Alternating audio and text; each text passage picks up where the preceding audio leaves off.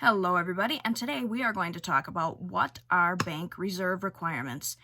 Many people are not aware that when they deposit money, the bank is required to hold a certain percentage of it at the bank, and the rest they can lend out, send to the Fed, send to other banks, send to individuals who need money, etc. So I'm just going to give you a quick example of what a normal bank reserve requirement would be. Now keep in mind that since the initiation of the CARES Act in 2020, banks were not required to hold any reserves. So when you deposited your money was fair game. They could lend it out to someone who was buying a car, they could send it to another bank, they could send it to the Fed, etc. But what a normal bank reserve requirement is the following. Say you have $1,000 and you're taking it into the bank. You're depositing $1,000 into your bank account. Once that hits your bank account, most banks typically had a reserve requirement a while ago around 10%. So that means they had to save 10% of your deposit. So you deposited $1,000. $100 had to be saved at your local bank.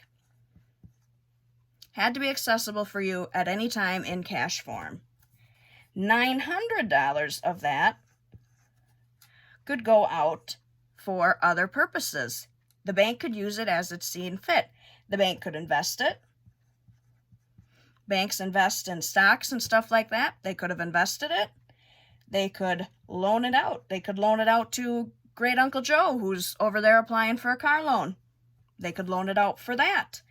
They could also loan it out to another bank. If another bank has some requirements, is unable to meet their reserve requirements because they overextended themselves, they lent out a little too much money to Uncle Joe, they can send it to another bank to help the other bank meet their reserve requirements, or they can always send it to the Fed.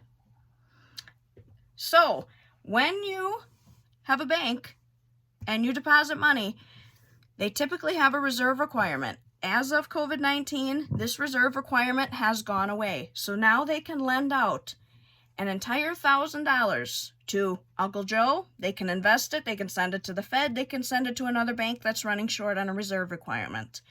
That is what a banking reserve requirement is and how it affects you.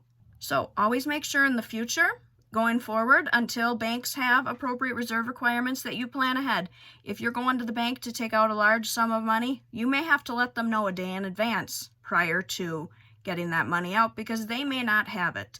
And that is what some people on the West Coast in California are running into, trying to get out large sums of money, and banks just don't have it. Banks are randomly closing.